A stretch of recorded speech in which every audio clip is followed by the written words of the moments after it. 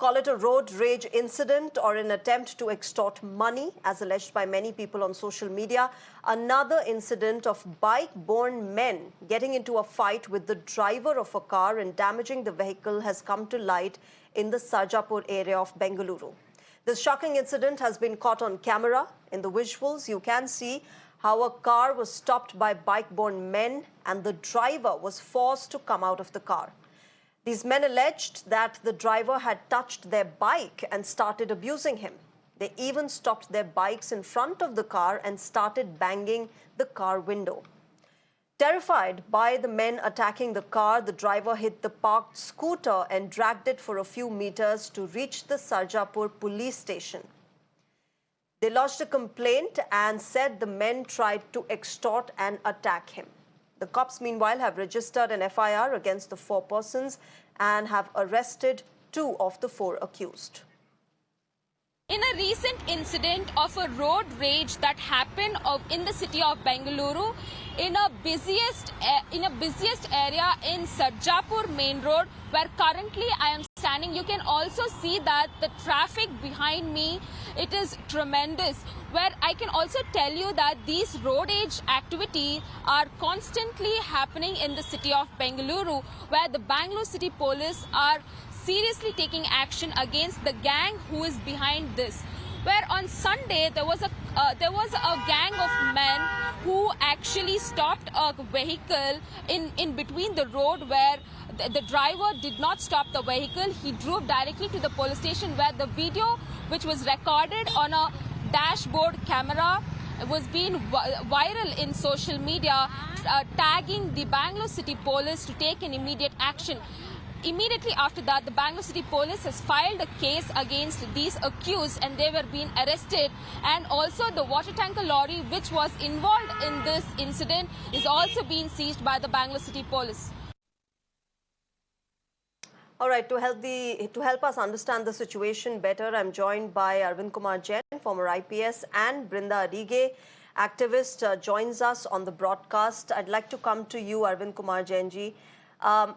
This kind of an incident is unfortunately not new, not just there in Sarjapur, but also as Delhiites, as people who live in NCR, we know that there have been frequent incidents like these earlier as well in the Delhi NCR region. How do authorities really bring these perpetrators to justice? How do authorities control these kind of incidents?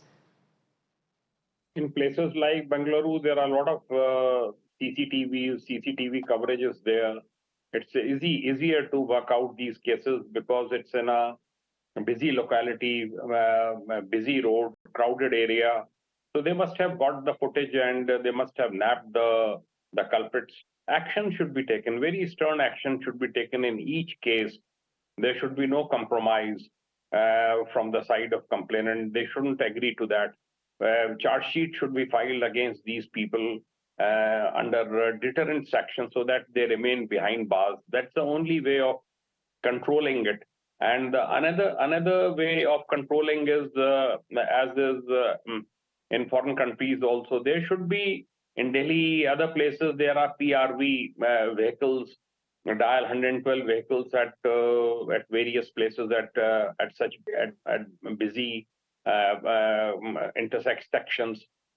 So watch has to be kept on road on such incidents, and if there is any possibility, they should be chased and caught. So that's the only way you can control such incidents, by taking action in each and every case on merit, and they shouldn't be let off under political pressure or because they are known to somebody. That's the only way, in my opinion, to control such road rage cases. It's very unfortunate that it's happening in a city like Bengaluru, where people are supposed to be very, very cultured and well-behaved. But such incidents are common in UP, in NCR region.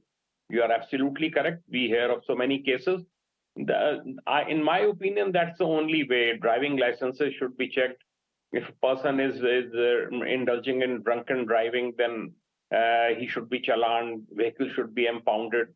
All these activities actually should go on the road. we used to say when we entered the department that Okay. if there is discipline in the on roads, then it means that police is doing the job properly.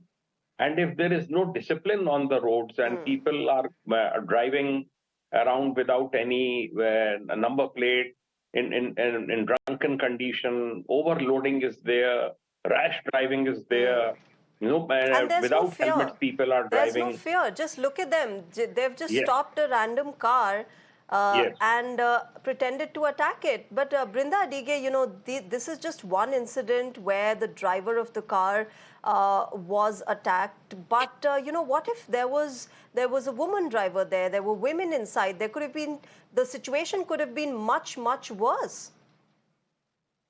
You're absolutely right. But we must remember that in a previous case in Bengaluru, there was a woman and 3 or 4 bike riders confronted or stopped her and forced her to come out of the car and all of that. But it was passers-by who came and helped.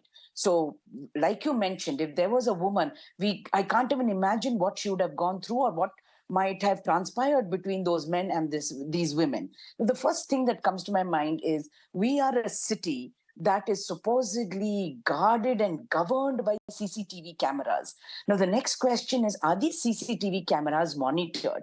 Because if they are monitored, an incident of this nature happening for 5-10 minutes, the police should have got wind of it. And like the earlier panelists said, what are the PCR vans or the PVR vans doing? Why are they not on the street? Because that is the beat police job.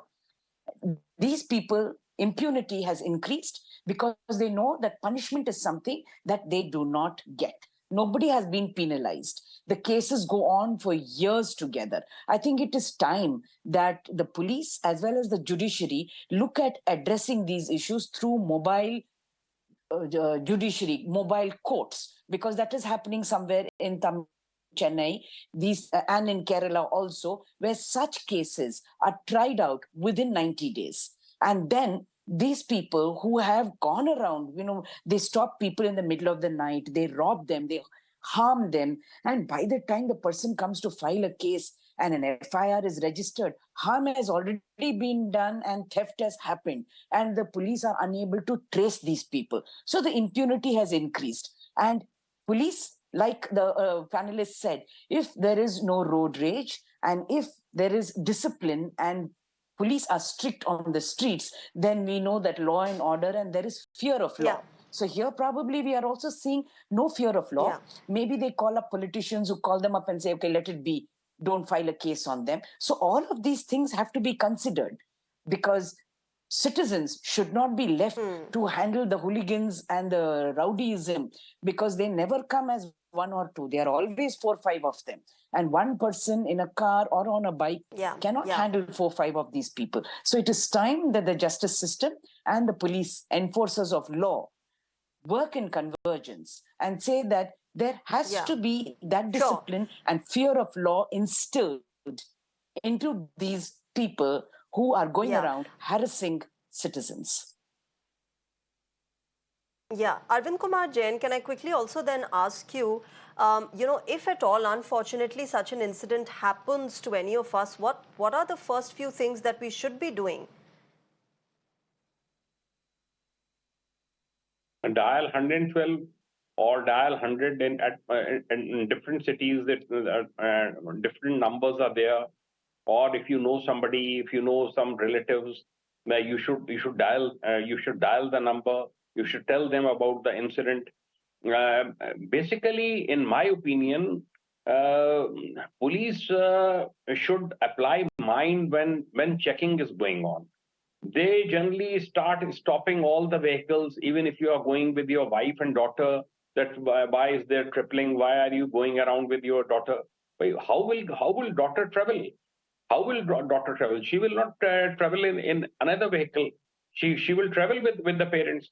Boys should be checked.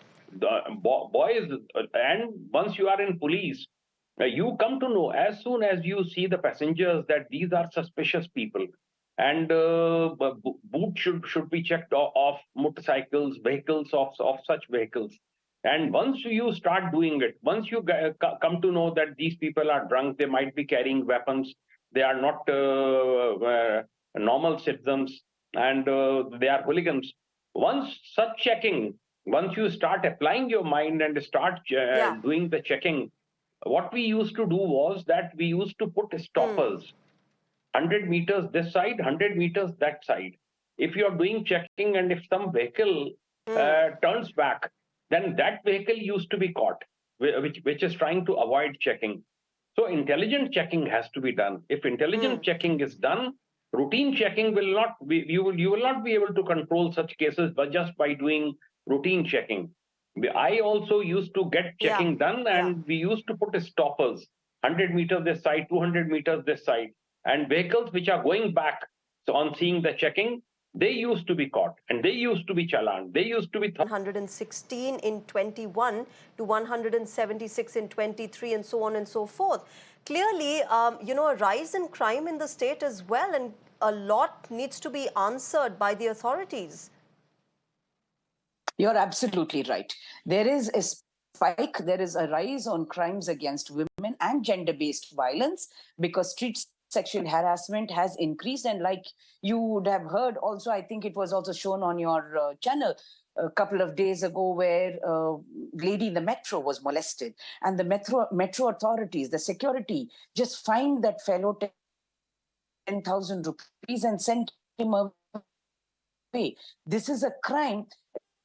So when we are talking about safety of women, we are talking of different departments coming and working in convergence. They cannot be working in compartments. And whether it is the metro, whether it is some other department, we need to ask ourselves, what is that fear that is lacking?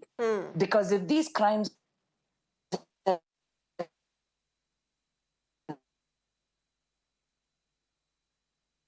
Okay, there seems to be an audio issue with Brinda's line there. But of course, Brinda was talking about how the authorities are answerable of the fact that there's been a rise in crime in the state and particularly gender-based violence. I'll wrap it up there. Brinda Adige and Arvind Kumar Jain, thank you very much for joining us on the broadcast and sharing your perspective on the rising crime. And this particular incident, of course, very concerning, where bike-borne men attacked a driver in the car, faking road rage and trying to loot him.